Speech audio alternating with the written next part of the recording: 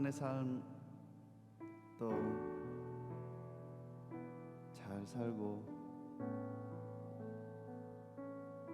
이 자리에 우리가 함께 모였습니다. 우리를 모이게 하신 하나님, 우리로 예배를 드릴 수 있도록 모든 여건을 허락하신 하나님께 먼저 감사를 드립니다. 또한 주님의 백성으로 한 주간의 삶을 잘 살아오시고 하나님의 인도함을 따라서 오늘도 예배의 자리에 나오신 모든 분들을 주님의 이름으로 먼저 환영을 합니다. 예배라는 것이 참 세상 사람들이 보기에는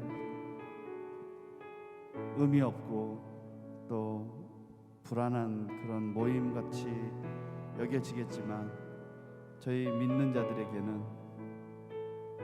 생명수와 같아서 우리가 예배를 드리지 않고는 살아있는 삶의 목적과 의미조차도 잃어버릴 수 있는 귀한 시간인 줄 믿습니다. 또한 그러한 자리인 줄 믿습니다. 우리의 마음 가운데 하나님 이 예배를 통해서 하나님께서 기뻐하시는 주님의 백성들을 만나주시고 또 하나님을 기뻐하는 저희들의 마음이 온전히 하나님 앞에 전달되는 은혜의 시간이 될 수 있었으면 좋겠습니다. 하나님, 우리의 이런 마음들을 먼저 기도하며 올립니다. 하나님, 이 기도 가운데 함께하여 주시고 예배를 인도하여 주시라고 저희 기도하며 나가겠습니다. 기도하겠습니다.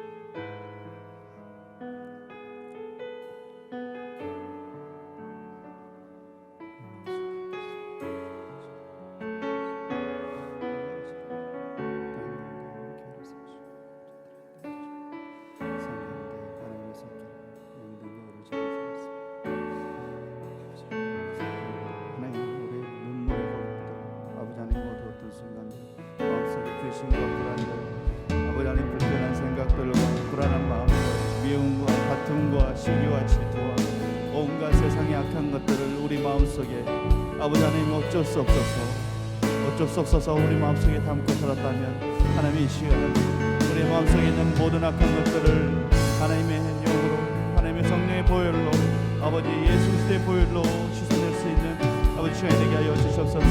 이 시간 우리 안에 있는 악한 것들을 보아주시옵소서. 우리 안에 있는 악한 것들을 보아주시옵소서. 우리 안에 있는 분노와 질투와 시기와 다툼과 미움과 악한 모든 생각들 가운데 하나님 바라보아 주시옵소서. 그 마음들을 하나님의 손으로 바꾸시려고 우리를 이 자리로 불러주신 줄 믿습니다. 하나님, 그 모든 악한 것들 가운데 하나님의 선하신 영향력과 선하신 능력으로 이 시간을 먼저 주관하여 주시옵소서. 우리의 악하고 더러운 입술로 하나님 앞에 찬양할 수 없게 하여 주시고 아버지 온전히 하나님의 선하신 영으로 하나님의 성령으로 이 시간 우리의 마음들을 우리의 입술들을 주장하여 주시사 하나님 앞에 선한 것들로만 선한 입술로만 찬양할 수 있도록 고백할 수 있도록 하나님 우리를 주관하여 주시옵소서. 우리의 강력한 인도자가 되어주시는 성령 하나님을 이 시간 의지하기를 소망합니다.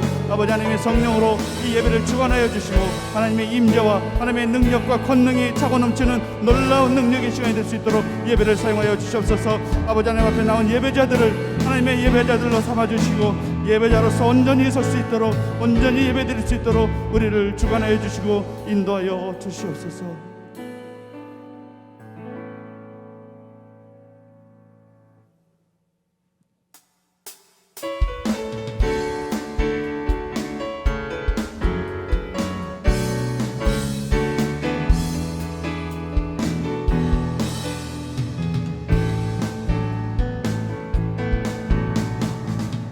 하늘 위에 주님 밖에 내가 사모할 자 이 세상에 없네.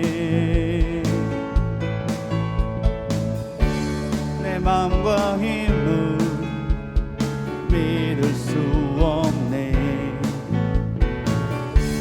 오직 한 가지 그 진리를 주는 나의 힘이요 주는 나의 힘이요 주는 나의 힘이요 영원히 주를 의지하리. 주는 나의 힘이요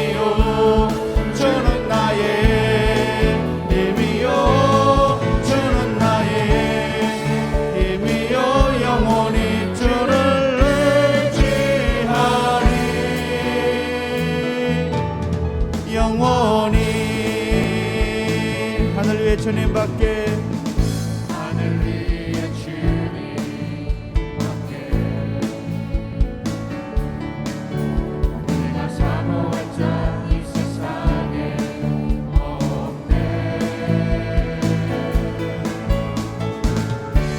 내 마음과 힘을 믿을 수 없네. 오직 한 가지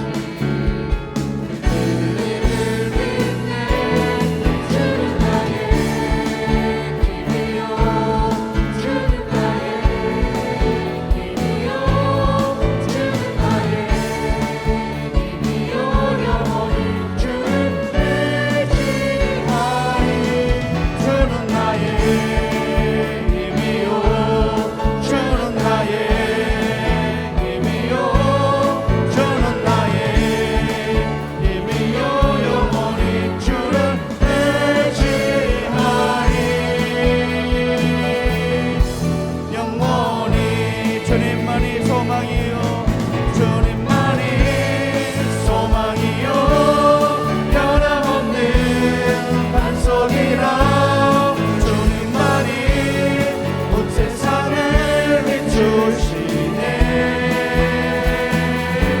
그 죽음에서 부활하신 우리 구주 평강의 왕 주를 믿는 모든 자의 소망 되시.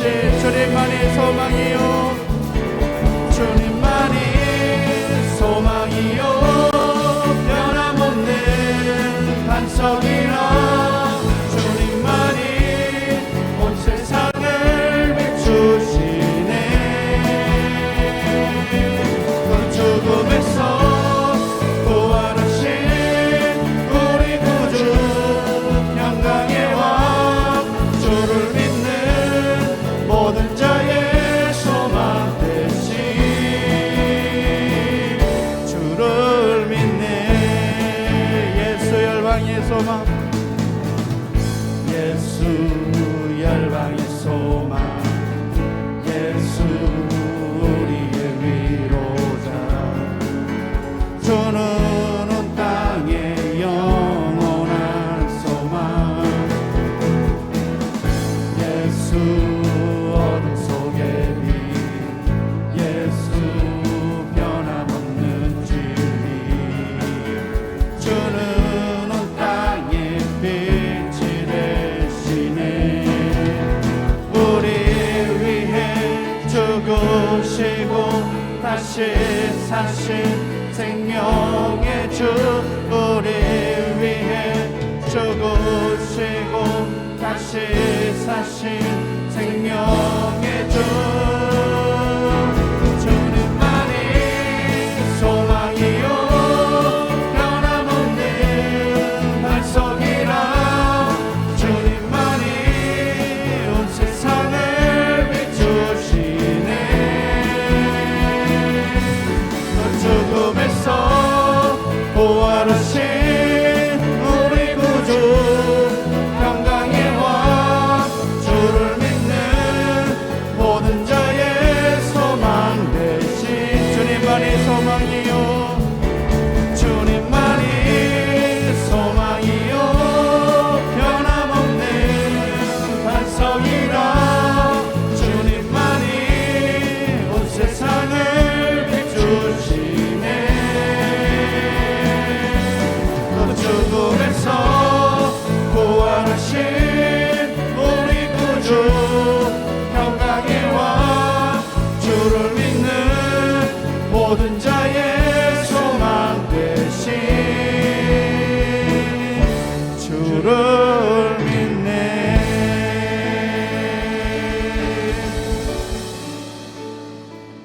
우리 생명이 되시고 소망이 되신 주님을 찬양하며 나갑니다. 할렐루야.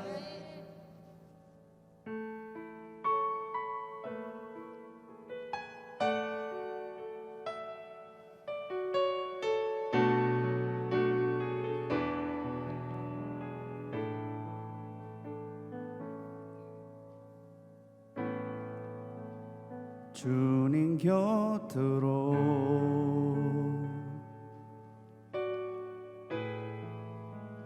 날 이끄소서.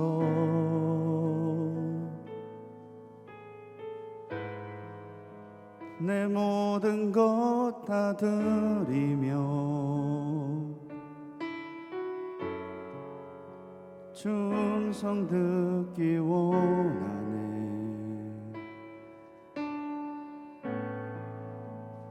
나의 참 소망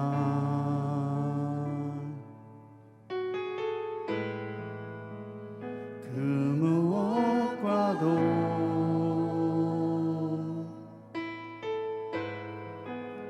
바꿀 수 없는 주 사랑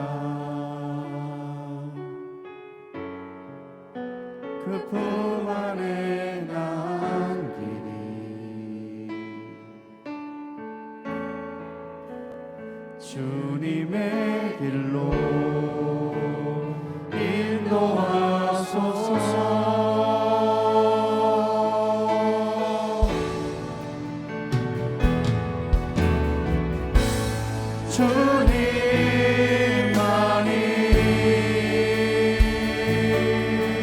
주님만이 내 모든 것 되시니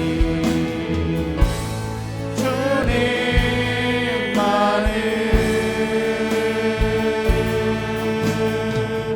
더 알게 하소서.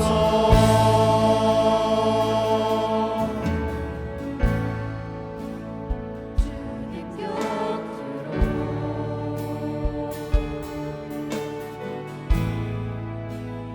날 이끄소서.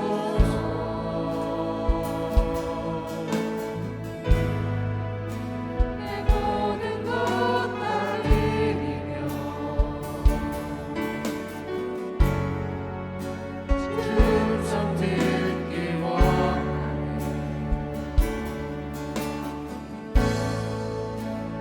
나의 참 소망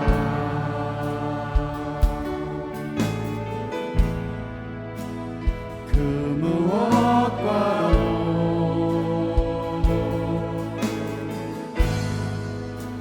바꿀 수 없는 주 사랑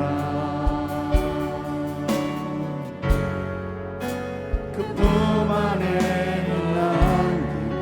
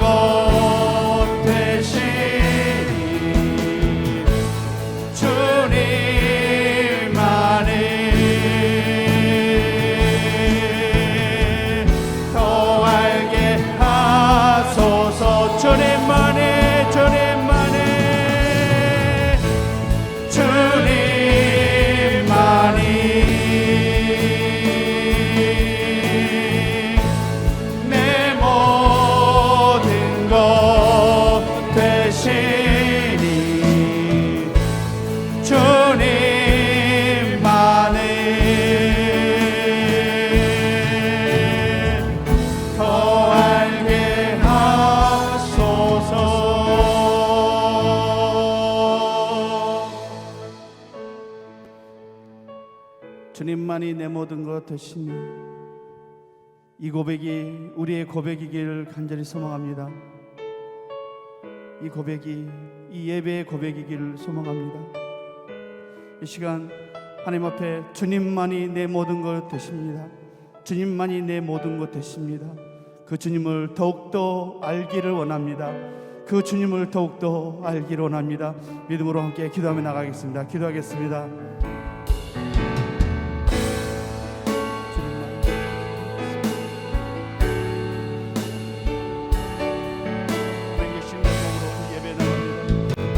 를 가지고 하나님 앞에 나갑니다.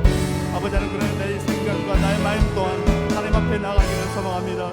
주님의 곁으로 나를 인도하여 주시옵소서. 우리를 인도하여 주시옵소서.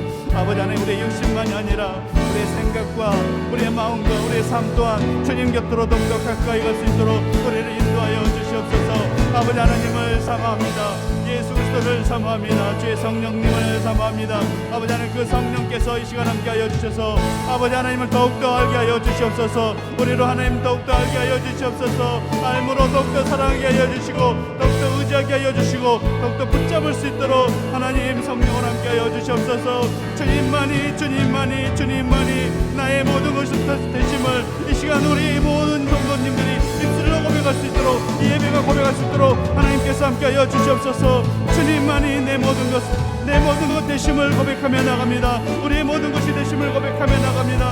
아버지 하나님, 이 모든 고백들 가운데 하나님의 영광을 받아주시며 찬송과 경배 가운데 이 자리에 임재하여 주시옵소서. 주님을 예배하며 경배하며 나갑니다. 주님을 더하는 시간, 주님을 더욱더 깊이 만나는 시간으로 하나님 이 예배 가운데 주인이 되어 주시옵소서.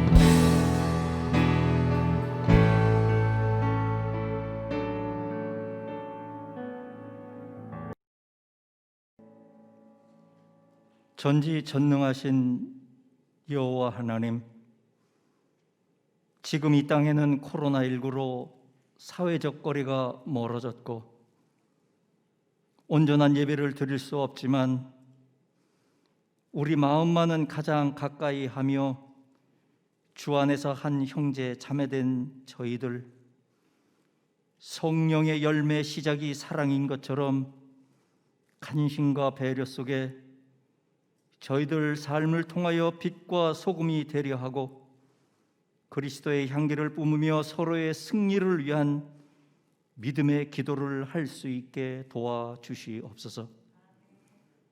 11월 첫 주 예배를 받아주시길 원합니다. 오직 성령님으로 임재케 하시는 말씀으로 채우시어 은혜 받아 오늘 이 시간, 지금 이 시간이 가장 소중한 예배로 인도하시옵소서.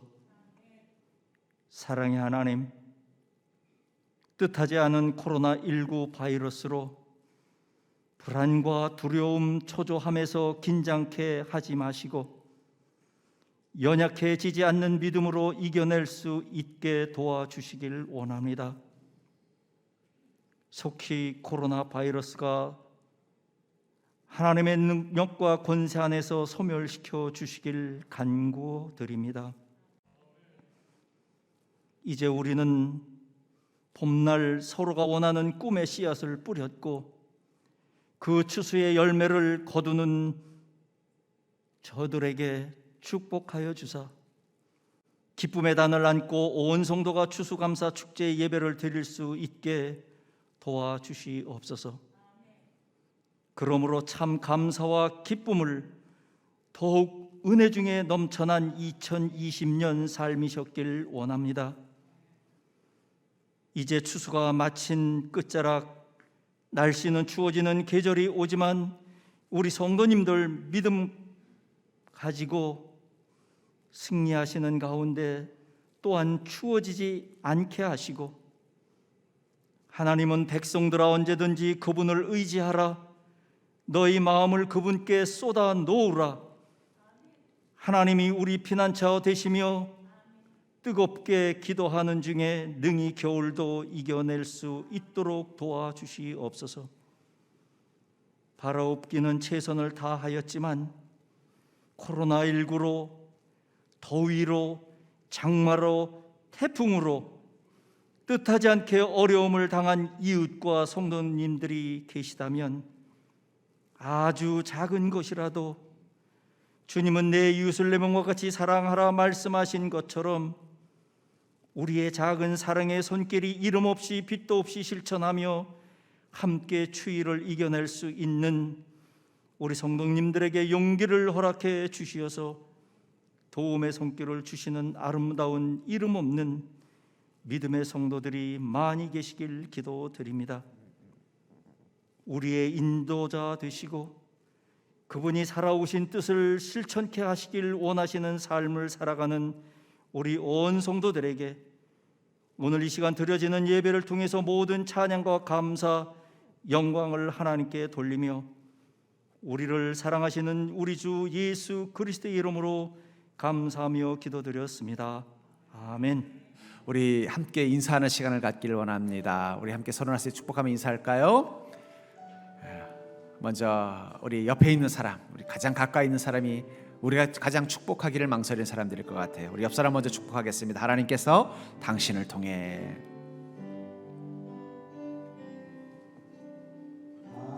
님께서 당신을 통해 메마른 땅에 샘물, 우리 반대편 사람도 축복할까요?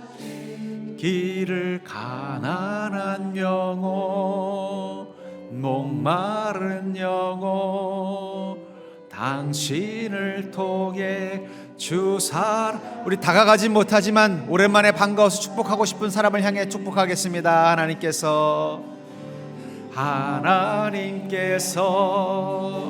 당신을 통해 메마른 땅에 샘물나게 하시기를, 가난한 영혼, 목마른 영혼, 당신을 통해 주 사랑할, 우리 인터넷으로 예배드리는 우리 성도님들을 향해 축복하겠습니다. 하나님께서 당신을 통해 메마른 땅에 샘물나게 하시기를, 가난한 영혼, 목마른 영혼, 당신을 통해 마지막으로 저를 축복해 주십시오. 저도 여러분들을 축복합니다.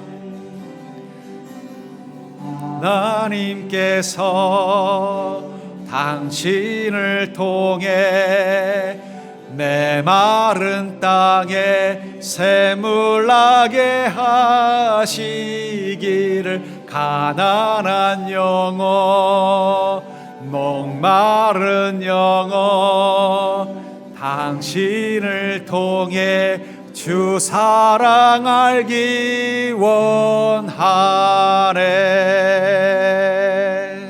아멘. 우리의 마음이 요즘 참 메마를 때죠. 세상 돌아가는 거 보면서 우리가 또 살아야 되는 환경이 척박해져 가는 속에서 우리 마음이 메말라질 수 있습니다. 여러분, 건조하면 감기 걸리는 거예요. 마음이 메마르면 영혼의 슬픔과 낙심이 생기는 것입니다.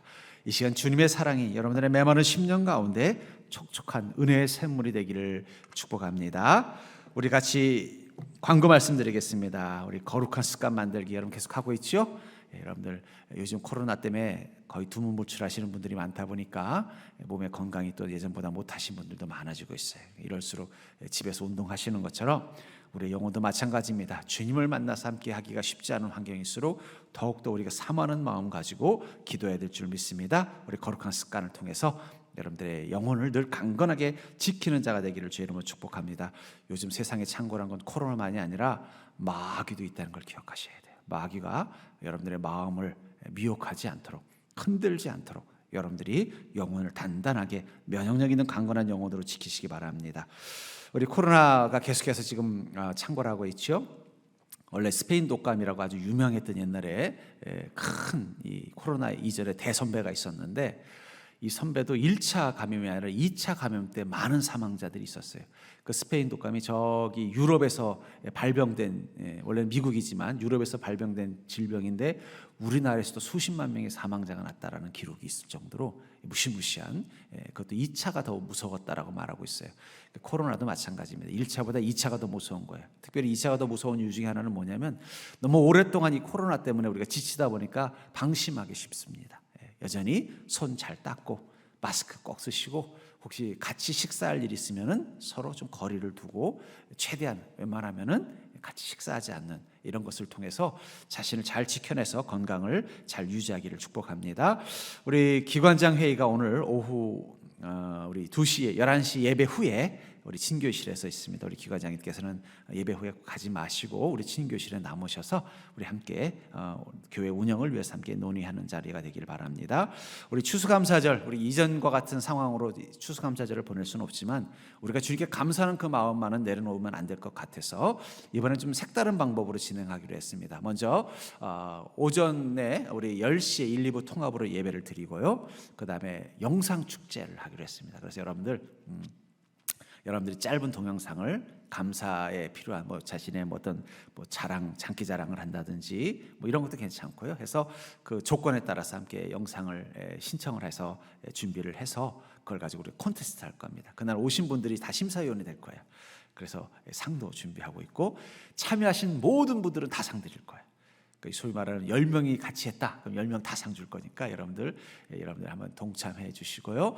이 감사 축제를 통해서 여러분들 우리가 또 주님께 감사하는 모습도 나누길 원하고 또 한 가지 더해서 우리가 저 뒤에 보면은 우리 인조나무가 있잖아요. 저기다가 여러분들이 감사하는 마음을 카드로 써서 우리 게시하는 시간을 가질 겁니다. 그래서 다음 주에 주보에다 이렇게 감사 카드를 보시면 거기다가 구체적인 감사의 내용을 말하기 힘들면 그냥 하나님 감사합니다 이런 거 하고 이름은 꼭 쓰셔서 하나님이 혹시 여기 우리 서정교회 오셨다가 저 뒤에 카드 보고 아무개 집사가 그래도 나한테 감사하고 사네 이거 확인하실 수 있도록, 물론 그런다고 하나님이 모르시는 건 아니겠지만 그래도 여러분 한번 그런 마음 가지고 한번 저희 뒤에다가 감사 카드를 이렇게 감사나무로 해서 이렇게 게시해 놓을 계획입니다. 그래서 여러분 다음 주에 우리가 준비되면은 한 2주 동안 준비하는 동안 여러분 그 게시해서 우리가 감사의 마음을 가지고 주님과 살고 있는 존재라는 것을 한번 더 확인할 수 있기를 바랍니다.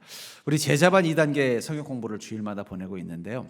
2단계는 좀 딱딱합니다. 교리에 관한 거기 때문에. 교리는 뭐가 같냐면 우리의 신앙을 지키는 뼈대 같은 거예요. 여러분 이 건물이 이렇게 튼튼한 거는 보이는 장식재가 좋아서가 아니라 그 안에 단단한 이 철골이 지탱해 주기 때문이거든요.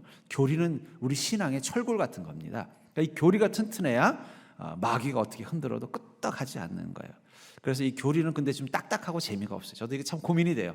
좀 쉽게 하고 싶은데 방법이 없어요. 워낙 이게 교리라는 자체가 이 철학에 근거한 것이다 보니까 딱딱한데 그래도 여러분들이 하셔야 돼요. 이 교리로 여러분들이 잘만 무장이 되면은요 2단에 빠지지 않습니다. 2단에 빠지는 사람들의 공통된 특징이 뭐냐면 이 교리가 부실해서 그래요. 교리가 부실하면은 기독교 교리가 부실하면 2단에 쉽게 넘어가는 거예요. 그래서 그런 중요한 과정이니까 여러분들 힘들더라도 계속 반복해서 들으시고 이렇게 하셨으면 좋겠어요. 그래서 주일날 좀 청취가 좀 어려우신 수도 있다 싶어서 좀 시간을 조정할 수는 있습니다만 여러분들은 한 사람도 빠지지 말고 여러분들이 교리 공부한다 하는 마음 가지고 일주일에 몇 번씩 들으셔도 돼요. 그럼 그게 머릿속에 딱 새겨지면은요 설령 2단이 와서 유혹을 해도 끄떡없이 지켜낼 수 있습니다. 우리 같이 보실 하나님의 말씀은 마태복음 15장에 있는 말씀입니다. 마태복음 15장 25절에서 28절에 있는 말씀을 우리 한 절씩 교독하겠습니다.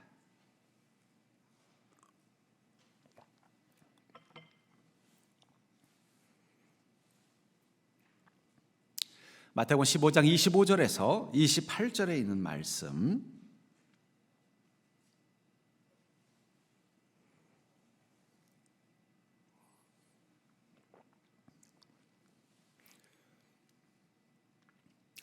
여자가 와서 예수께 절하며 이르되 주여 저를 도우소서.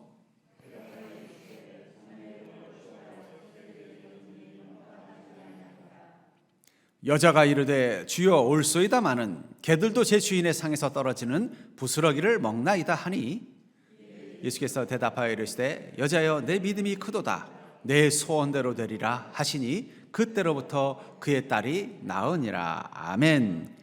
예, 자존심 강한 자가 죄인임을 깨달았을 때라는 제목을 가지고 주님의 말씀의 은혜를 받길 원합니다. 오늘 주시는 말씀을 위해서 우리 한 번 더 기도하겠습니다.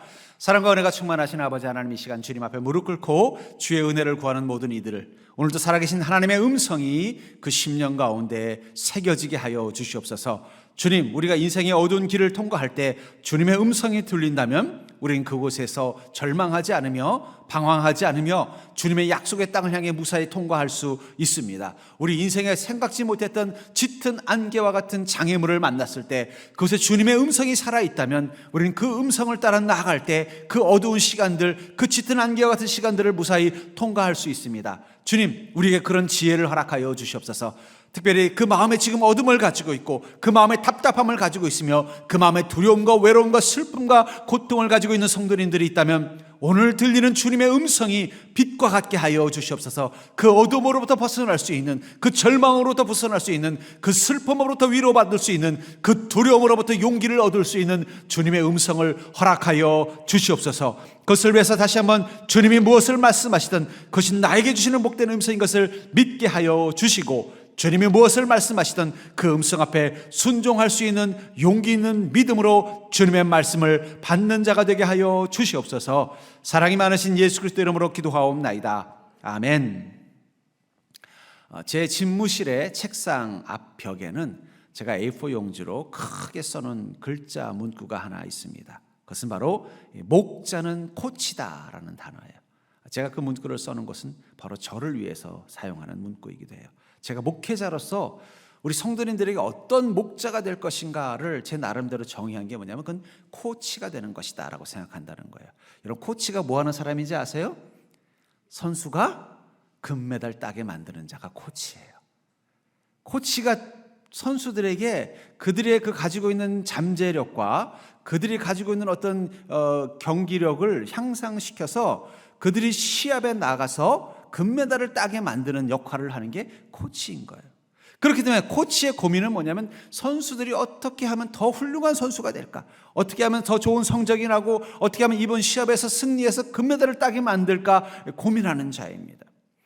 그래서 여러분, 이 시합에 나가서 어떤 선수가 결승전에서 승리해서 막 기뻐할 때 그 시합장 바깥에서 기뻐하는 두 종류의 사람이 있어요. 하나는 부모님도 막 너무 기뻐해요.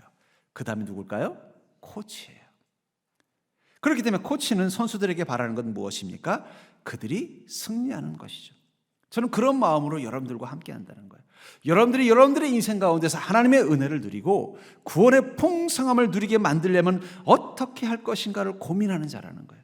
그리고 여러분들이 믿음 가운데서 하나님의 은혜를 누리고 구원의 풍성함을 누릴 때 저는 여러분들만큼 기뻐하는 거예요. 여러분들의 인생 가운데 믿음을 통해서 하나님의 은혜를 경험하게 되고 구원의 풍성함을 누리게 될 때 여러분들은 너무너무 행복한 삶을 경험하게 될 것입니다. 그 축복, 이 복을 경험하는 것일 거예요. 그럼 여러분들의 가족만 기뻐하는 게 아니라 바로 코치인 저도 기쁜 거예요. 또 반대로 여러분들이 1라운드에서 본선도 못 올라가고 예선전에서 상대방의 단 한 번의 주먹에 KO 당하면요, 가장 속상한 사람 또한 누굴까요? 여러분들의 가족과 코치인 저라는 거예요. 여러분들이 여러분들의 인생이라는 그라운드에서 그 믿음의 힘을 의지해서 여러분들의 삶에서 승리하는 자가 될 때, 구원의 풍성함과 은혜의 그 놀라움을 경험하는 삶이 될 때 저는 가장 기뻐하지만, 반대로 여러분들의 믿음이 그것을 감당하지 못해서 여러분들의 인생 가운데 어려움을 때 가장 속상한 사람도 저일 수밖에 없다는 거예요. 그래서 여러분들이 뭔가 하나님의 은혜로 좋은 일이 있으면요, 너무너무 기뻐요. 오랫동안 이 사업이 잘 되지 않아서 경제적으로 어려움을 겪다가 늘 이 문제를 어떻게 해결할까 고민하면서 기도 요청을 했던 어떤 집사님이 하나님의 은혜로 인해서 그 사업이 잘 되고 막 신나가지고 목사님 축복해 주시지. 갑자기 목사님 이번에 제가 11조를 얼마 하면 되겠어요? 그러면요, 저도 너무너무 기쁜 거예요. 왜냐하면 하나님이 그를 금메달 따게 만들어 주셨구나. 11조 더 하신다고 제가 월급이 올라가는 것도 아닌데 그 기쁘다는 거예요. 그 코치의 마음이라는 거예요. 그리고 반대로 여러분들이 왜 그렇게 오랫동안 신앙생활하는데도 왜 하나님이 그의 삶에는 은혜의 풍성함을 주지 않고 그 구원의 기쁨을 허락하지 않습니까? 하면 너무너무 속상한 거예요. 마치 1라운드에 가서 첫 번째 시합에서 이래저래서 맨날 KO패당하는 선수를 둔 그 코치의 마음으로 속상하다라는 거예요. 그래서 저는 고민합니다. 왜 저 성도님에게는 주님의 은혜의 풍성함을 허락하지 않고 왜 저 성도님에게는 하나님 축복의 금메달을 허락하지 않습니까? 도대체 그의 믿음에 뭐가 문제입니까? 고민할 때 제 마음속에 이 모세의 그 고민이 나와 같구나 하는 생각이 들었어요. 그게 바로 출애굽기 33장 3절에 있는 이야기입니다. 하나님께서 이스라엘 민족을 애굽에서 구원하셔서 가나안 땅으로 갈 때 이 광야를 통과하실 때 이 모세에게 이렇게 말씀하시는 거예요. 너희를 젖과 꿀이 흐르는 땅에 이르게 하려니와. 하나님 뭐라고 말씀하세요? 내가 나의 백성들 모세 네가 내 명령으로 구원한 이 이스라엘 민족들을 어떻게 하겠다는 것입니까? 젖과 꿀이 흐르는 땅에 이르게 할 것이라는 거예요. 그러나 나는 너희와 함께 올라가지 아니하리니 그러나 너희들과 같이 가지 않겠다는 거예요. 모세가 당황해서 왜 그렇습니까? 물었더니 너희는 목이 곧은 백성인즉 내가 길에서 너희를 진멸할까 염려함이라. 내가 이 너희들과 같이 갔다가는 너희들의 그 목이 곧은 모습에 화가 나서 어떻게 한다는 거예요? 다 심판의 불로 멸망시킬까 봐 무서워서 내가 무서워서 너희들을 향해 실망하고 분노하는 내가 무서워서 너희들이랑 같이 못 가니까 모세야 너만 같이 데리고 가라라고 말씀하신다는 거예요. 그랬더니 모세가 눈물을 흘리면서 안 됩니다 주님, 이게 무슨 말씀입니까? 이 광야길을 어떻게 하나님 없이 통과한단 말입니까? 같이 가셔야 됩니다. 이렇게 간절히 부르짖으니까 하나님께서 5절에서 이렇게 말합니다. 여호와께서 모세에게 이르시기를 이스라엘 자손에게 이르라. 너희는 목이 곧은 백성인즉 내가 한순간이라도 너희 가운데에 이르면 너희를 진멸하리니 너희는 장신구를 떼어내라. 그리하면 내가 너에게 어떻게 할 것인지 정하겠노라. 뭐라고 말씀하세요? 너희는 목이 곧은 백성이기 때문에 내가 너희 가운데 있으면 한순간이라도 진멸한다는 거예요. 내가 너희들 가운데 있다가는 너무 화가 나서 너희들의 그 어리석음 때문에 너무 화가 나서 너희들을 다 심판할 것 같으니까 장신구를 떼라. 이렇게 말씀하셨다는 거예요. 성령님은 우리와 함께 하시는 하나님이십니다. 믿으십니까? 성령님은 여러분들의 인생의 광야길에 함께 동행하시는 하나님이에요. 근데 성령님이 여러분들을 보고 목이 곧은 백성이라고 생각하면 어떤 일이 날까요? 한순간에 진멸한다는 거예요. 지금 성령님이 많이 참고 계신 겁니다. 우리를 보고 많이 참고 계시는 거예요. 지금 그래서 성령님이 여호와 하나님보다는 좀 인내심이 더 많으신 것 같아요.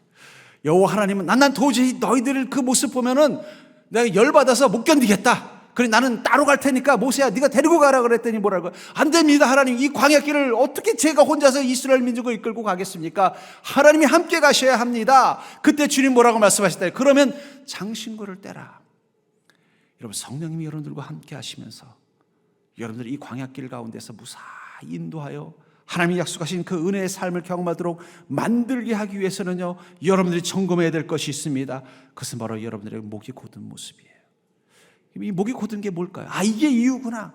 왜 어떤 성도님들은 금메달을 따고 왜 어떤 성도님들의 인생 가운데는 늘 1회전에 패배가 하는 선수와 같은 그 초라함밖에 보이지 않는 이유 중에 하나가 무엇일까 생각할 때 어쩌면 우리도 모르게 목이 곧은 백성으로 우리가 지금 하나님과 동행하고 있기 때문에 이런 일이 일어나는 것은 아닐까 하는 생각이 들었다는 거예요. 그렇다면 이 목이 곧다는 게 뭘까요? 저는 이 목이 곧다는 말을 이렇게 정의를 내리고 싶어요. 자존심이 강한 자. 여러분 자존심이 강한 사람은 목이 어때요? 뻣뻣할 수밖에 없어요. 자존심이 강하면요 누구 앞에서도 고개를 못 숙이는 거예요. 그런데 이 자존심은 교만함으로부터 시작이 되는 것입니다. 그리고 자존심이 강한 사람은 고집스럽게 되어져 있습니다. 자존심이 강한 사람은 다른 사람들의 말과 생각에 대해서 늘 배타적으로 비판적으로 바라볼 수밖에 없다는 거예요. 어쩌면 하나님께서 너희 마음에서 떼어버려야 될 장신구, 너희들이 이 목이 곧은 백성이 된 그 근원 속에는 네 마음속에 있는 장신구가 있는데 바로 그것이 자존심이라는 거예요. 이것을 떼어버려야만 내가 너희와 함께 할 수 있고 너희와 함께 이 광야길을 같이 가야만 너희들이 광야길에서 멸망당하지 않고 하나님의 은혜를 누리면서 내 약속이 흐르는 젖과 꿀이 흐르는 땅까지 무사히 도착할 것이라고 말씀하고 있다는 거예요. 오늘 본문에 나오는 이 가나안 여인이 바로 그 원리를 따라 주의 은혜를 경험한 자예요. 이 여인에게는 귀신 들린 딸이 하나 있었습니다. 아마 그 전에도 그 여인 자기 딸의 몸에 속에 있는 이 귀신을 내어 쫓기 위해서 용하다는 모든 사람들을 다 만나봤지만 해결되지 않았어요. 그러다가 마침 자기가 살고 있는 두로와 시돈 동네에 이 유대인의 지도자이신 예수님이 통과하신다는 얘기를 들은 거예요. 근데 마침 이 예수님에 대한 소문이 귀신을 쫓는데 아주 용하다는 소문을 들은 거예요. 그 귀신을 가버나움에 있는 군대 귀신도 다 쫓아낸 그 예수님이 지나간다는 말을 들었을 때 이 가나안 여인은 예수님께 달려가서 도와달라고 요청을 합니다. 근데 주님이 처음에 도와주지 않아요. 처음에는요, 들은 척도 안 해요. 보다 못한 제자들이 아이고 예수님 좀 어떻게 좀 해보시죠. 가라고 하시든지 오라고 하시든지 시끄러워서 못하겠어요. 그랬더니 예수님 뭐라고 말씀하시냐면 내가 우리 양이 아닌 다른 데 갈 이유가 없다. 그는 내 양이 아니다라고 말하는 거예요. 그 말을 듣고도 그 여인은 예수님께 무릎을 탁 꿇고 날 좀 도와주십시오. 간절히 원하는 거예요. 근데 주님은 거기 더해서 뭐라고 말하냐면 주인의 상에 있는 떡을 개에게 줄 수 없다. 이 여인을 누구라고 말하는 거예요? 개라고 부르고 있다라는 거예요. 그랬으면 여러분들 어떻게 하겠어요? 자존심 강한 사람이면 열받죠. 개라고. 여러분 이 자동차 타고 가다가 차 둘끼리 싸울 때 보면요, 부딪혀서 싸우지 않아요. 부딪힌 건 다 어차피 보험 처리하면 되는데 서로 말하다가 자존심 상해서 그러는 거야. 너 몇 살이야? 그래 몇 살 먹었다. 그러면 나중에 주먹 다시 하는 거예요. 자존심으로 싸우더라고요. 근데 그녀는 그렇게 하지 않았어요. 어떻게 했어요? 주님 올소이다마는 개도 주인의 상에서 떨어지는 부스러기를 먹나이다. 이 여인은 철저히 자기 마음의 장식품인 이 자존심을 버렸어요. 그때 하나님이 어떻게 하신 거예요? 그녀에게 구원의 은혜를 허락하신 것입니다. 저는 이 사건을 통해서, 이 가나안 여인을 통해서 우리가 자존심을 버리고 하나님의 은혜를 얻는 비결이 무엇인가를 통해서 어쩌면 여러분들이 내가 주님의 은혜를 왜 나는 풍성히 마치 금메달을 따는 그런 선수와 같은 은혜를 누리지 못하는 이유 중에 혹시 내게 있는 아직도 버리지 못한 이 장식품이 바로 자존심은 아닌가를 깨닫고 그것을 다룰 줄 아는 지혜가 있기를 주의 이름으로 축복합니다. 왜 우리가 이 자존심을 버려야 되는가? 이 자존심은 바로 복음의 장애 요소이기 때문이에요. 이 자존심은 복음의 장애 요소라는 것입니다. 22절을 보시면 가나안 여자 하나가 그 지경에서 나와 소리질러 이르되 주 다윗의 자손이여 나를 불쌍히 여기소서 내 딸이 흉악하게 귀신 들렸나이다 하니 나를 불쌍히 여기소서라고 말하고 있습니다. 여러분 이 자존심이라는 것은 자신의 초라함을 감추는 마음속의 화장과 같은 거예요. 무슨 얘기냐면 여러분들이 귀걸이와 목걸이를 왜 하세요? 20대 때 10대 때 젊을 때는요 그거 안 해도 얼굴이 다 받쳐주기 때문에 굳이 안 해도 상관없어요. 근데 자꾸 주름이 자글자글하고 피부에 탄력이 자꾸 처지니까 어떻게 돼? 사람들이 눈 밑에 주름 생겼네, 뭐 볼살이 좀 처졌네, 목살이 생겼네. 이거 감추려고 어떻게 하는 거예요? 여기다가 반짝이는 귀걸이 하면은 귀걸이에 눈이 가고, 목걸이 하면은 목걸이에 눈이 가서 목주름 또 볼주름 감추려고 하는 게 장식이에요. 젊었을 때는요, 뭐 어디 시장에 싸구려 옷을 입고 나가도 너무 멋있고 폼이 나요. 근데 나이 먹으면요, 배 나오고 그러면요, 이제는 시장표 싸구려 입고 너무 추리해요. 그래서 좀 좋은 거 입어야 그나마 그래도 조금 사람이 그렇게 행색이 나쁘지 않네 이런 소리를 듣는다는 거예요. 결국은 이 마음속에 이 자존심은 마음의 장신구 같은 거예요. 내 자신이 너무나 초라하고 연약하고 별 볼 일 없는 존재라는 그 자존감의 절망 속에서 그걸 감추기 위해서 어떻게 하는 거예요? 자존심이라는 장신구를 가지고 나를 화장하고 포장하는 거예요. 그렇기 때문에 자기가 더 초라한 존재라고 생각하고 그런 사실이 사람들이 발견하는 것이 견딜 수 없는 사람일수록 더 자존심을 부리게 돼 있는 거예요. 자기가 그런 존재가 아니라고 생각하면요, 누가 내 자존심 건드려도 그거 되게 주렁해하게 생각하지 않는다는 거예요.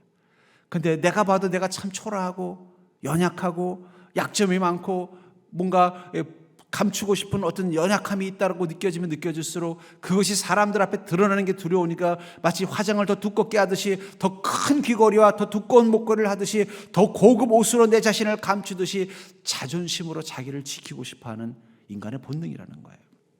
5년 전에 강남 서초동에서 세 모녀가 살해당한 사건이 있었어요. 경찰이 범인을 찾아보니까 그 가정의 가장인 남편이 아내와 두 딸을 죽인 것입니다. 너무 충격적이죠. 왜 어떻게 그 딸을. 근데 더 놀라운 건 그 가장은 명문대를 나온 또 대기업을 다녔던 사람이에요. 근데 알고 보니까 그 사람에게는 가족들이 모르는 빚이 5억 원이나 있었다는 거예요. 그래서 그 빚 때문에 비관해서 그랬나 보다 했는데, 또 신기한 게 발견됐어요. 뭐냐면 그들이 살던 그 집이 보니까 자가예요. 자기네 집인데 그 당시 시가로 11억이나 되는 아파트였던 거예요. 아니 5억 빚 11억 아파트면 다 갚을 수 있는 거잖아요. 하다못해 은행에 다 융자만 받아도 충분히 해결될 수 있는데 왜 그런 짓을 했는가? 더 놀라운 일은 아내의 통장에는 현금이 2억 원이나 있었대요. 나중에 보니까 이 남자가 5억의 빚을 지게 된 게 뭐냐면 회사에서 잘린 거예요. 그러니까 자존심이 너무 상해서 가족들한테 말 안 하고 회사 간다고 하면서 퇴직금을 가져다가 월급처럼 주고, 또 어떻게든지 이걸 만회해 보려고 맨날 출근하는 것처럼 어디 고시원에다가 방을 하나 구해놓고는 거기서 주식 투자를 한 거예요. 그러니까 회사에 잘렸으니까 내가 주식 투자를 해서 수익을 내서 그걸로 가족들에게 가장으로서 역할을 해야 되겠다는 생각을 하는. 근데 이게 잘 안 돼가지고 우리 빚을 져서 5억이나 된 거예요. 결국은 그 가정의 비극은 그 남편이 자기의 자존심이 상하는 걸 견디지 못한 거예요. 그냥 가서 아내한테 여보 나 잘렸어. 그랬으면 같이 함께 그 문제 해결할 수 있었는데, 자기가 차마 자기 아내한테 회사에서 잘린 존재라는 거, 사람들이 그걸 아는 게 싫었던 거예요. 그걸 감추려고 만회하려고 애를 쓰면 애를수록 더 빚을 지게 되니까 어떻게 돼요? 그게 더 괴로웠고 그것을 자기 가족들에게 보이는 게 싫었던 거예요. 이처럼 어쩌면 우리 안에 있는 이 자존심이 우리 인생을 더 불행하게 만드는 부분들이 많이 있다는 거예요. 그 자존심만 아니라면 더 온전한 삶을 살 수 있었던 부분들이 있다는 것입니다. 그것처럼 이 마귀는 우리가 주님의 복음을 받아들이는 것을 막기 위해서 주로 많이 쓰는 세 가지 전략이 있어요. 하나는 탐욕입니다. 우리 안에 탐욕이 많으면요 복음을 못 받아들여요. 아이고 예수 믿고 예수님처럼 살기 싫은 거예요. 두 번째로는 미혹입니다. 거짓을 통해서 복음이 진리인지 거짓인지를 분별하지 못하도록 만드는 거예요. 세 번째가 자존심이에요. 왜냐하면 복음은 자신이 죄인인 것을, 자신이 불쌍히 여김받아야 되는 존재인 것을 고백하는 것으로부터 시작되기 때문이에요. 우리가 죄인이라는 것을 하나님 앞에 고백하지 않는다면, 우리가 주님의 은혜가 아니면 살 수 없는 초라하고 불쌍하고 연약한 존재라는 것을 하나님 앞에 십자가 앞에서 고백하지 않으면 복음은 들어오지 않는 거예요. 자신이 죄인인 걸 고백해야만 비로소 그때부터 복음이 들어오기 시작하고, 그 복음이 나를 구원하는 그 순간 성령님이 우리 안에 임재하게 되시고, 성령님이 우리 안에 임재하는 그 순간 마치 그 광야길에서 하나님의 이스라엘 민족과 함께하며 그들의 인생을 그 가나안 땅으로 인도한 것처럼 구원의 풍성함, 은혜의 기쁨을 누리게 살 수 있도록 만들어주는 그 출발점이 어디서부터냐면, 그렇습니다, 저는 죄인입니다, 주여 나를 불쌍히 여겨주시옵소서, 이 고백을 할 수 있어야 되는데, 문제는 그것을 막는 내 마음속에 한 가지 장신구가 뭐라는 거예요? 자존심. 그 자존심이 자신이 불쌍한 존재라는 것을 고백하지 못하게 만드는 거예요. 인정할 수 없는 거예요. 죄인인 것을 인정할 수 없는 거예요. 회개하면 다 되는 건데. 여러분, 저는 그래서 우리 옛날 우리 어르신들이 어떻게 이렇게 예수님을 잘 믿으실까? 정말 제가 보면 저희 부모님 세대분들은 정말 예수님을 헌신적으로 믿으셨어요. 뭐 교회 뭐 건축한다 그러면 심지어 집까지 팔아 살 정도로, 그냥 그건 좀 심하다 싶을 정도로 그렇게 하시는데, 이유가 뭘까 생각해 보면요, 우리 부모님들은 자존심 없이 살았어요. 왜냐하면 6.25 끝나고 가난한 세상 속에서 자존심 가지고 살면 다 굶어 죽는 거예요. 자식들 굶기는 거예요. 나를 못 살게 구는 사람 앞에 가서도 고개를 푹 숙이고 그 사람 앞에서 하다못해 한 푼이라도 얻어야 우리 가족들 먹여 살리고 살 수 있는 시대를 살다 보니까 자존심이라는 것 자체를 가지고 살 수가 없었던 거예요.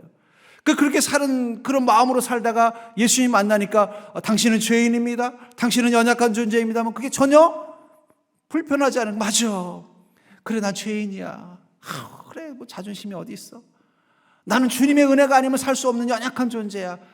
그러니까 복음이 너무너무 잘 받아들여진 거예요. 근데 요즘 세대들은요, 자존심이 너무 강해요. 왜냐면 다 어릴 때부터 자기가 왕자와 공주로 컸기 때문에 전 세계에서 왕족이 제일 많은 나라가 대한민국이래요. 전부 다 나는 왕자고 나는 공주예요. 예, 여러분들 혹시 왕족이 아니신 분 계십니까? 그러니까 자신이 죄인이고 자신이 하나님의 은혜가 필요한 존재라는 것을 고백하지 못하는 거예요. 근데 거기서부터 복음이 시작이 되는 거예요. 그것을 통과해, 그 문을 통과해야만 그 복음의 풍성함을 우리 삶 가운데서 경험할 수 있다는 거예요. 이 가나안 여인은 어쩌면 오랫동안 자기 딸의 그 고통으로 인하여, 그 딸을 살리고자 하는 그 열망으로 인하여 모든 자존심을 다 잃어버렸을지도 몰라요. 별의별 수모를 당하면서도 자기 딸만 살릴 수 있다면 내가 무슨 일인들 못하겠다는 마음을 가지고 있는데, 마침 그때 주님이 눈앞에 계시니까 개라는 소리를 들어도 뭐라고 말하는 거예요? 주여, 올소이다마는 개도 주인의 상에서 떨어진 부스러기를 먹나이다. 그 고백을 하는 순간 주님 뭐라고 말씀하세요? 딸아. 예, 가나안 여인을 주님이 딸이라고 부르셨다는 거예요. 그 당시 때 딸이라는 말은 유대인들에게만 붙이는 호칭이었어요. 딸아, 내 믿음이 크도다. 주님의 은혜가 풍성하게 임했다는 것입니다. 여러분들, 하나님께서 우리를 사랑하는 나의 딸아, 나의 아들아, 내 믿음이 크도다. 내가 너의 소원이 이루어지도록 하겠다라는 음성을 듣기를 원한다면 여러분들은 하나님 앞에서 개소리 들어야 돼요. 예. 그런 음성을 들을 수 있는 그 정도 믿음이 되어야, 그렇습니다 주님, 저는 주인의 부스러기에 떨어진 개도 그 주인의 부스러기 상에서 떨어진 부스러기를 먹는 것처럼 저는 그런 은혜를 주시면 충분합니다라는 그 고백을 할 수 있어야 그때부터 하나님이 우리를 사랑하는 나의 딸아, 사랑하는 나의 아들아, 네 소원이 이루어지리라 하는 은혜를 누릴 수 있다는 것입니다. 처음 예수님께서 이 여인 앞에서 침묵하셨어요. 저는 어쩌면 왜 우리가 주님께 은혜를 구하면서 이 가나안 여인처럼 내 삶의 문제를 하나님의 은혜로 채우고 싶은 마음으로 주님 앞에 나왔는데도 왜 하나님께서 침묵하실까요?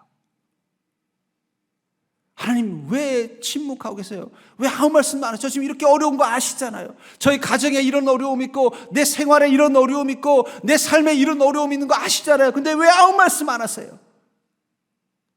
왜 주님이 침묵하실까요? 그것은 여러분들이 주님 앞에서 침묵하기 때문이에요. 이 여인처럼 무릎 꿇고 하나님 나 좀 불쌍히 여겨주세요. 하나님 주님의 은혜의 부스러기를 좀 경험할 수 있게 저를 도와주세요. 그렇다면 제가 주님의 개라고 부르셔도 상관없습니다라는 그 고백이 없기 때문에 주님이 침묵하고 계신 거예요. 여러분들, 복음은 우리의 자존심을 버리는 순간부터 우리의 것이 되는 것입니다. 두 번째로, 이 가나안 여인을 통해서 자존심을 버리고 하나님의 은혜를 얻는 비결은 무엇인가요? 그것은 자존심이 아닌 자존감으로 사는 자가 행복하다는 것입니다. 절대 해볼까요? 자존심이 아닌 자존감으로 사는 자가 행복하다. 25절에 보면은 여자가 와서 예수께 절하며 이르되 주여 저를 도우소서. 절하면서 저를 도와달라고 했죠. 주님이 벌써 그 전에 처음에 어떻게 해요? 하나님 나 좀 불쌍히 여기소서 했더니 모른 척하고 갔단 말이에요. 그것도 안 돼서 어떻게 해요? 제자들이 막 했더니 이스라엘 집에 잃어버린 양에는 내가 다른 데로 보냄을 받지 않았다라고 말하면서 그녀를 뭐라는 거예요? 나하고는 상관없는 존재라고 말하고 있었다는 거예요. 그런데도 그녀는 어떻게 합니까? 주님 나를 좀 도와주소서라고 절했더니 심지어는 뭐라고 말해요? 자녀의 떡을 채하여 개들에게 던짐이 마땅하지 않다 하면서 두 번이나 모욕적인 언사를 하셨다는 거예요. 무시한 것으로 떠나서 이제 개라고 불렀다는 거예요. 왜 예수님은 그녀를 이렇게 모욕적으로 대하셨을까요? 예수님께서 인종차별주의자셔서 그런가요? 아니면 예수님이 여성들을 이렇게 좀 차별하고 비하하셔서 그런 것일까요? 아니에요. 우선 저는 그 여인의 반응을 봅시다. 그녀는 주님이 그렇게 하는데도 어떻게 했어요? 넙죽. 다른 데로 나는 이 여인에 있는 이 이방인들에게 복음을, 은혜를 주기 위해서 온 게 아니다라는 말을 했을 때도 그녀는 어떻게 했어요? 주님 앞에 넙죽 엎드려서 절을 했다고 말하고 있어요. 그랬더니 그 절을 하는 그녀 앞에서 더욱더 어떻게 한다는 것입니까? 아, 나는 자녀의 떡을 개에게 줄 생각이 없다. 예, 그 정도 되면은 여러분들 열 안 받겠습니까? 예. 근데 그녀는 뭐라고 말해요? 아, 올소이다마는, 그 말에 또 옳대. 여러분 그런 말 할 수 있어요? 내가 내 눈에 너는 그냥 하찮은 존재야. 하나님 여러분들 그러면은요, 하나님 저 요즘 어려운 거 아시죠? 저 요즘 저희 생활 어려운 거 아시죠? 저희 가정 지금 문제 있는 거 아시죠? 제 몸에 지금 어려움이 있는 거 아시죠? 그래서 하나님이 찾아갔더니 하나님 뭐라고 하냐? 그래서 넌 지금 나한테 그렇게 중요한 존재가 아니야. 좀 기다려봐. 네 앞에 지금 5천만 명이 지금 줄 서 있는데 너는 순위 5천만 번이다. 그럼 여러분들 어떻게 하겠어요? 내가 그런 하나님 뭐하러 믿고 살아? 이렇게 하지 않겠냐는 거예요. 근데 그녀는 뭐라고 말하고 있어요? 올소이다마는. 참 대단하죠. 여러분들 그럴 수 있어요? 그래요, 주님. 제가 봐도 제가 주님 앞에 감히 은혜를 구할 만한 자격이 없는 거 저 압니다. 이게 죄인됨을 고백하는 거라는 거예요. 왜 그렇게 하셨을까요? 만약에 바리새인에게 이렇게 했다면 바리새인은 어떻게 했을까요? 아마 예수님을 저주하고 죽일 계획을 세웠겠죠. 만약에 이 가나안 여인이 자존심이 강한 여인인데, 아, 내가 정말 자존심 상하지만 우리 딸을 살리려면 어쩔 수 없이 내가 이방인 내 유대인들에게 가서 좀 무릎 꿇고 좀 아쉬운 소리 좀 해야겠다고 갔어요. 갔더니 이 여인이 가려고 했더니 예수님의 제자들이 아유 오지 마시오. 이방인들은 저기 이 사마리아인들은 우리 유대인하고 접촉하면 안 돼. 오지 마시오. 여자가 왜 와? 이러는데 화가 확 올랐어요. 그래도 아, 그래, 내가 좀 참자. 그래도 내가 어떻게든지 우리 딸을 좀 살려야지. 그리고서 그 제자들 틈을 가서 예수님에게 무릎을 탁 꿇으면서, 그래, 내가 이 정도 무릎 꿇었으면 주님이 좀 도와주겠지 했더니 뭐라고 말하는 거예요? 자녀의 상에 있는 떡을 제 개들에게 줄 수 없다라고 말했을 때 그녀가 자존심이 강했으면 뭐? 개? 나더러 지금 개라고 말하는 거야? 순간 여러분들 같으면 세상 말로 꼭지 돌지 않겠어요? 예수님 머리채를 끄집어 당겼을지도 몰라요. 근데 그녀는 뭐라고 말해요? 주여 올소이다마는 개들도 주인의 상에서 떨어진 부스러기를 먹나이다. 그 순간 주님이 그녀에게 은혜를 베풀어 주셨다는 거예요. 왜 주님은 이 여인에게 이렇게 모욕적으로 행동하셨을까요? 그녀가 주님의 은혜를 경험하려면 그녀의 마음속에 있는 그 장신구를 떼어놔야 되는데, 그게 바로 그녀의 자존심인 거예요. 그녀의 자존심을 건드려서 그것을 떨어뜨리려고 하신 거예요. 근데 그녀는 어떻게 하신 거예요? 그녀는 어떻게 한 거예요? 주님 앞에 납작 엎드리는 순간 그 장신구를 떨어뜨려 버린 거예요. 주님은 그녀의 장신구를 벗기야만 함께 할 수 있는 거예요. 광야의 이스라엘 민족이 하나님이 함께 하시기 위해서 그 목이 곧은 백성들에게 너희의 장신구를 벗기라고 말씀하신 것처럼, 하나님은 우리의 이 자존심이라는 장신구를 벗기고 그리고 우리와 동행하기로 하는 거예요. 왜 그럴까요? 이 자존심이라는 것은 바로 우리의 병든 자아 정체성이기 때문이에요. 우리가 타락했을 때 우리 자아가 병들어서 생긴 게 자존심이에요. 그렇기 때문에 이 자존심을 가지고 사는 사람들은요, 다른 사람들과의 관계 속에서 원만하지 않고 또 자기 삶에 많은 문제가 있어요.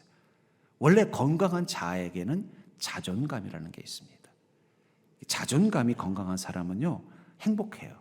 왜냐하면 이 자존감이 건강한 사람은 회복 탄력성이 있어요. 회복 탄력성이라는 게 뭐냐면 어떤 환경, 문제, 어떤 위기, 또 사람들의 어떤 비난이나 공격 속에서도 그것을 어떻게 해요?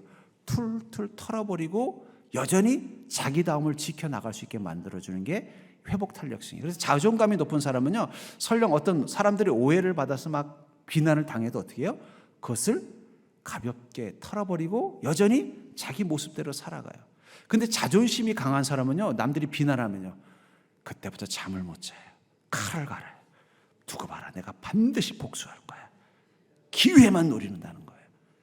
그러니까 어떻게 돼? 관계도 늘 위태해. 그 자존심이 강한 사람하고 친구하면은요, 언제 돌변할지 몰라요. 왜냐하면 아무것도 아닌 거 가지고 자존심 상하거든요. 그냥 자기는 내 생각에 아, 이번에 뭐 딸이 대학 떨어졌다며, 아이고 어떡해, 요 한마디 했는데 그 자존심 강한 사람 그거 듣고 뭐라 그래요? 그래서 네 딸은 붙었다고 지금 나한테 유세하는 거야? 네, 두고 봐라. 그럼 그 다음부터 태도가 달라지고 나가서 어떻게 해요? 얼마 전까지 친했던 그 친구를 뒤에서 막 비난하고. 자존심이 강한 사람은요, 관계도 실패할 수밖에 없어요. 그러니까 이 자존심이 사실은 이 마귀가 가장 우리 안에서 교묘하게 사용하는 우리를 조종하는 도구예요. 탐욕, 미혹, 마지막이 자존심이라. 근데 이 자존심이 없어져야 자존감이 건강하게 자라요. 자존심이 강한 사람은 자존감이 약합니다. 아니, 어쩌면 자존감이 약하기 때문에 그 약한 자신을 지키기 위해서 자존심을 더 강화한 것일 수도 있다는 거예요. 근데 이 건강한 자존감을 가진 사람은 회복 탄력성이 있고, 그 회복 탄력성이 있기 때문에 어때요? 사람들과의 관계도 풍성한 거예요. 나랑 좀 다른 사람도 친하게 지내고, 좀 때로는 나를 좀 오해한 사람이 있어도 그 사람하고 좋은 관계를 유지해서 그 오해를 풀어나가고, 그러니까 그런 사람은 늘 좋은 관계를 맺고 복된 관계를 맺으면서 삶을 풍성하게 만들어가네요. 무엇보다 건강한 자존감을 가진 사람은 행복의 에너지를 스스로 만들어낼 수 있는 자가 발전기를 가지고 있어요. 자존심으로 살아가는 사람은요, 행복의 에너지를 자기에게서 못 얻어요. 늘 바깥에서 얻어야 돼요. 그러니까 어떻게 돼요? 자기 자존심을 높일 수 있는 거, 뭐 예를 들면 돈, 권력, 혹은 사람들의 인정과 존경을 받아야만 행복하게 되는 거예요. 그러니까 자존심이 강한 사람은요, 돈을 더 추구할 수밖에 없고, 권력을 더 추구할 수밖에 없고, 다른 사람들의 존경과 인정을 추구할 수밖에 없네요. 그러니까 돈이 떨어지면 자존심이 상하니까 또 미쳐버리는 거예요. 또 힘을 잃어버리면 또 자존심이 상하니까 이상한 짓을 하는 거예요. 사람들이 나를 오해하기 시작하면 자존심이 상하니까 증오하는 거예요. 근데 자존감이 강한 사람은요, 굳이 행복 에너지를 얻기 위해서 외부에서 전력을 끌어들일 필요가 없어요. 자기 안에서 그걸 자족한다. 바울 목사님이 나는 일체에 자족하는 법을 배웠다라는 건 뭐냐면 자존감이 만들어내는 행복 에너지라는 거예요. 그런데 이 자존감은 어디서부터 올까요? 마태복음 3장 16절부터 17절에 보면은 예수님께서 침례 받으시는 장면을 이렇게 말하고 있습니다. 예수께서 침례를 받으시고 곧 물에서 올라오실새 하늘이 열리고 하나님의 성령이 비둘기같이 내려 자기 위에 임하심을 보시더니 하늘로부터 소리가 있어 말씀하시되 이는 내 사랑하는 아들이요 내 기뻐하는 자라. 예수님의 자존감은 어디서부터 왔어요? 하나님으로부터 왔다는 거예요.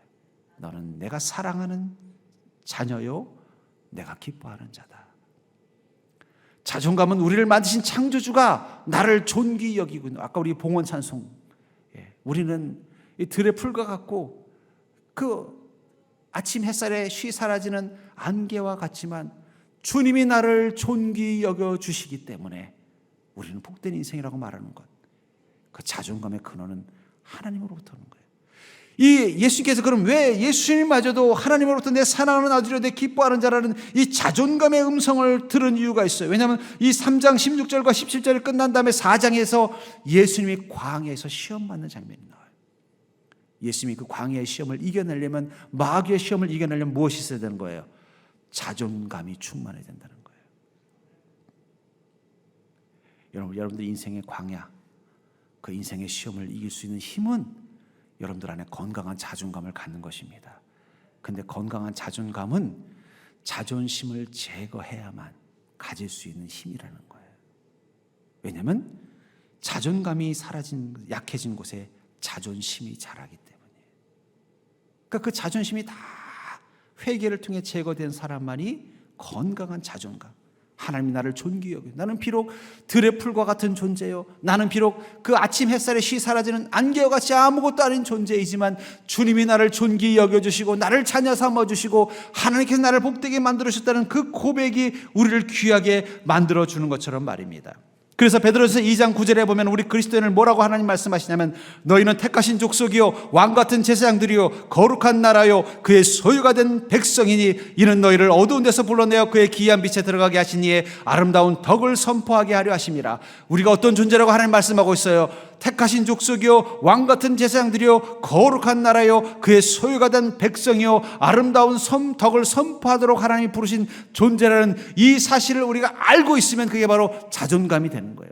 그것으로 우리는 세상을 살아가는 것입니다. 마귀의 유혹과 시험 광야 가운데서도 우리가 감사하며 날아갈 수 있는 비결은 바로 우리가 누구인지를 하나님의 이 음성을 통해서 깨닫고 내가 그런 존재인 것을 믿고 나가는 믿음에서 나온다는 거예요. 그러고 사랑하는 성도님들, 자존심은 버리십시오. 이 가나안 여인이 예수님 앞에서 그 자존심을 그렇습니다. 저는 개와 같은 존재입니다. 버릴 수 있는 것처럼 버리십시오. 세 번째로 우리가 은혜를 누리기 위해서 그 은혜를 누리는 큰 믿음은 바로 종의 영성을 갖는 것입니다. 우리가 은혜를 누릴 수 있는 큰 믿음은 종의 영성을 갖는 것입니다. 27절과 28절을 보면은 여자가 이르되 주여 올소이다마는 개들도 제 주인의 상에서 떨어지는 부스러기를 먹나이다 하니 이에 예수께서 대답하여 이르시되 여자여 내 믿음이 크도다 내 소원대로 되리라 하시니. 이 여인이 뭐라고 말하고 있어요? 주여 개들도 제 주인의 상에서 떨어지는 부스러기를 먹나이다. 이 당시 이 유대 사회에는 서열이 있었어요. 그래서 밥을 먹을 때도 식탁에 서열이 있습니다. 예를 들면 어떤 잔치가 벌어졌다. 그럼 가장 중앙 자리에는 주인이 앉고, 그 다음에 뭐 우편에는 가족들, 아내와 자녀들이 앉고, 왼편에는 귀한 손님이 앉고, 그 다음에 이제 다른 손님들이 앉고, 그 식탁 바깥에는요 종들이 쓰고, 종들 넘어 문지방에는 누가 있어요? 개들이 있는 거예요. 근데 요즘 서열이 좀 바뀌었대요. 그래서 한 집안에 제일 서열이 높은 게 엄마고, 그 다음에 자녀고, 세 번째가 개고, 남편이 맨 마지막이래요. 그래서 이사 갈 때 남편들이 꼭 개를 안고 있는 게 자기는 버려도 개는 안 버릴 거라고 생각해서 개를 안고 한다는 뭐 우스갯말이 있습니다만, 그러나 적어도 이 시대의 개는 가장 낮은 존재죠. 종보다도 못한 존재가 개란 말이에요. 근데 이 여인은 지금 뭐라고 말해요? 그렇습니다. 저는 종도 아니고 개입니다. 그 순간 주님 뭐라고 말씀하셨다는 거예요? 여자여 내 믿음이 크도다. 너 기특하다고 말씀하신 게 아니라 너 믿음이 크구나, 너 자신을 참 잘 알고 있구나 하고 말하는 게 아니라 너의 믿음이 그걸 큰 믿음이라고 말한다는 거예요. 그러니까 주님의 믿음의 기준은 뭐라는 거예요? 예, 그렇습니다. 저는 종도 아니고 종보다도 못한 개와 같은 존재입니다. 주님의 은혜를 구하는 개와 같은 존재.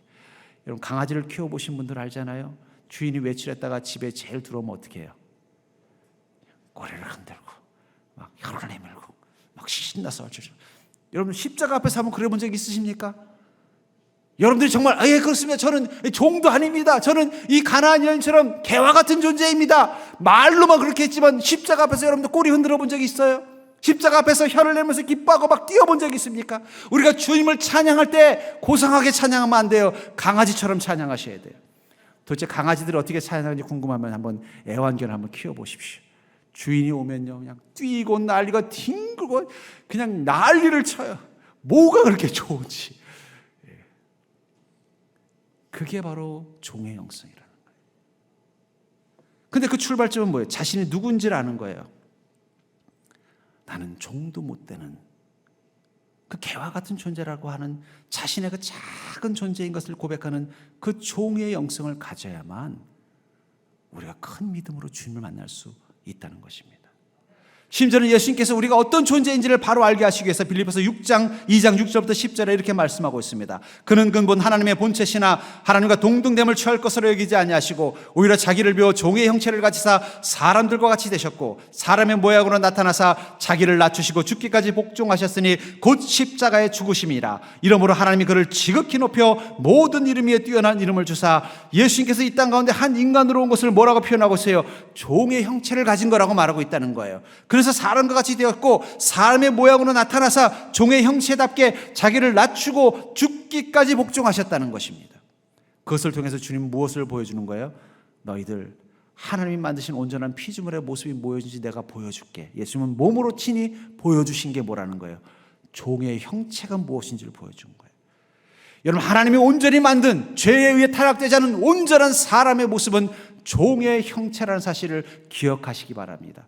그러면 종의 형체는 어떻게 한다는 거예요? 자기를 낮추고 지극 죽기까지 복종하는 마음으로 주님 앞에 있는 거예요. 이러므로 하나님이 그를 지극히 높여 그런 종의 영성을 가지고 주님과 함께 동행하는 인생을 하나님이 그때서야 높여주신다라고 말하고 있는 것입니다. 전 그런 의미에서 여러분 믿음을 갖는다는 것, 신앙을 갖는다는 것은 우리가 종의 형체를 회복하는 거예요. 하나님이 원래 만드실 때 우리를 주인으로 만드신 게 아니라 종의 형체로 만드셨어요. 근데 마귀가 어떻게 한 거예요? 주인의 형체라고 속였기 때문에 우리가 착각하고 주인 노릇하려고 하는 거예요. 종의 형체로 만드셨다는 거예요. 신앙은 바로 우리가 종의 형체를 가진 존재인 것을 깨닫고 그 종의 형체다운 삶을 살기로 결단하는 것이 바로 신앙입니다. 신앙은 우리가 예수님보다 더 낮아지는 거예요. 그 순간 이름으로 하나님이 높이시는 게 바로 내 믿음이 크도다예요. 하나님 우리에게 큰 은혜를 주시기 전에, 우리의 소원이 이루어지는 은혜를 주시기 전에 우리가 종의 형체로 주님 앞에 서기를 원하십니다. 근데 종이 종으로 주인 앞에 서려면 가장 반드시 버리고 가야 될 게 있어요. 그게 뭐예요? 자존심이에요. 자존심을 못 버리면 종 못해요.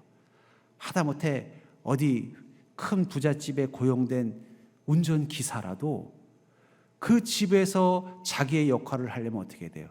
자존심을 내려놔야 돼요.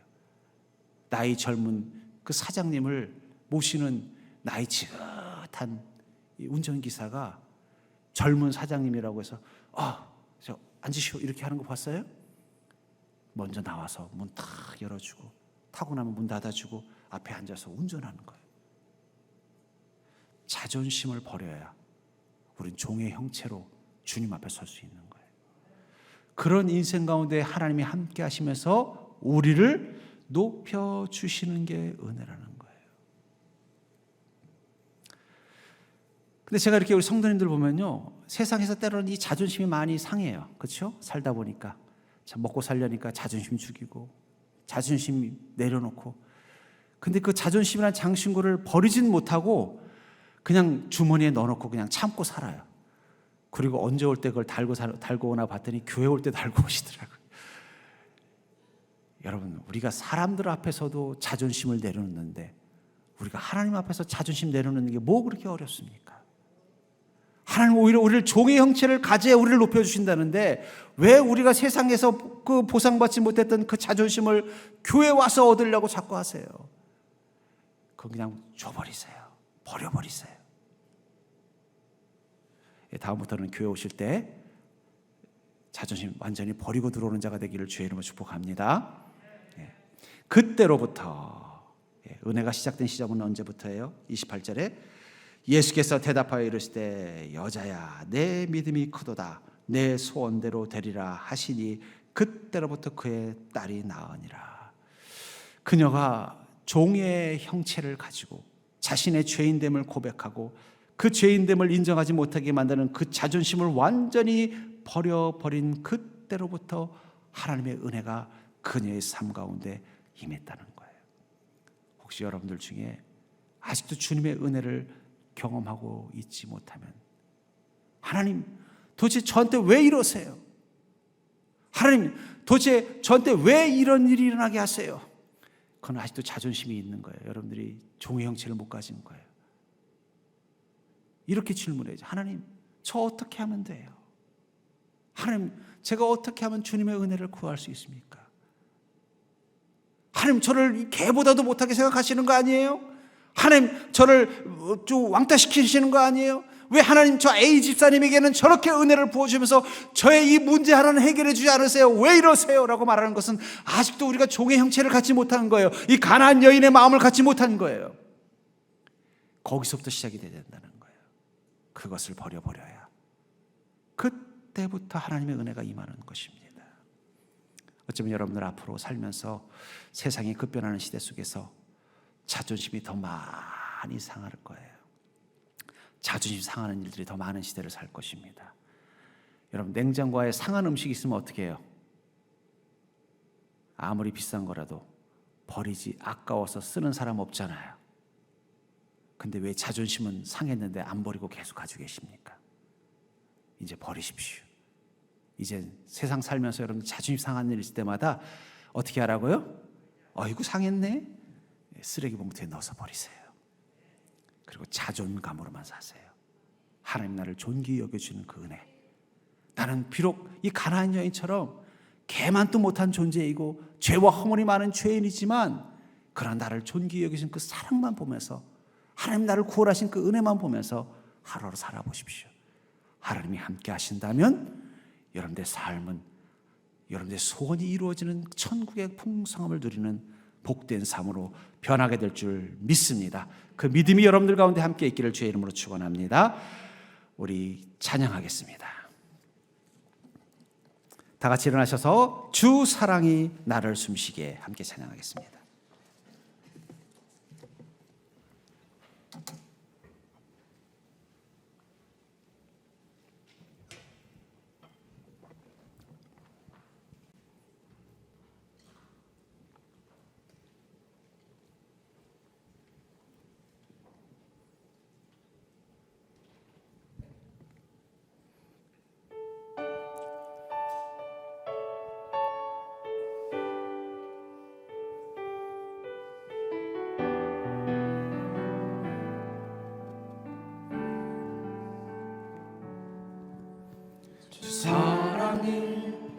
나를 숨쉬게 해. 세상 그 어떤 어려움 속에도 주 은혜로 나를 돌보시며 세상 끝날까지 지켜주시네. 주 사랑이 나를 이끄시네. 내가 갈 수 없는 그곳으로 주의 사랑 나를 붙드시며 세상 끝날까지 인도하시네. 주님만이 내 아픔 아시며 주님만이 내 맘 어루만지네. 어느 누구도 나를 향하시 주님의 사랑을 끊을 수 없네. 주님만이 내 능력이시며 주님만이 나의 구원이시네. 어느 누구도 나를 향하시 주님의 사랑을 주님만이 내 아픔 아십니다. 주님만이 내 아픔 아시며 주님만이 내 맘 어루만지네. 어느 누구도 나를 향하시 주님의 사랑을 끊을 수 없네. 주님만이 내 능력이시며 주님만이 나의 구원이시네. 어느 누구도 나를 향하시 주님의 사랑을 끊을 수 없네.